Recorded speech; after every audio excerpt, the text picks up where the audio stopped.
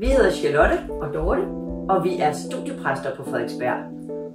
Og det betyder, at vi står til rådighed for jer studerende på CBS, på KU, på KP og Musikkonservatoriet.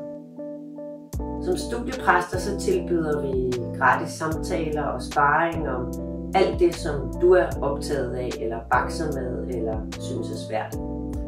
Det kan være alt lige fra ensomhed til sorg, angst eller stress.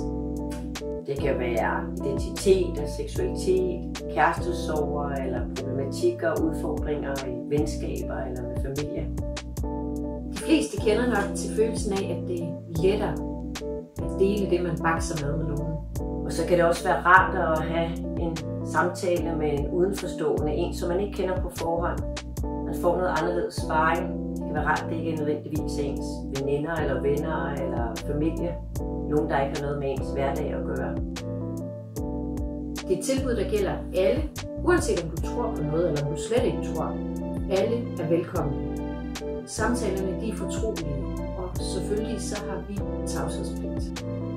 Udover samtaler, så har vi også sovegrupper for unge voksne, der har mistet. Og vi har LSR. Og vi har koncerter, vi har retræter, yoga, og så har vi meget mere i støbeskeen. Og alt det kan du følge med i på vores Instagram, Facebook og på vores hjemmeside.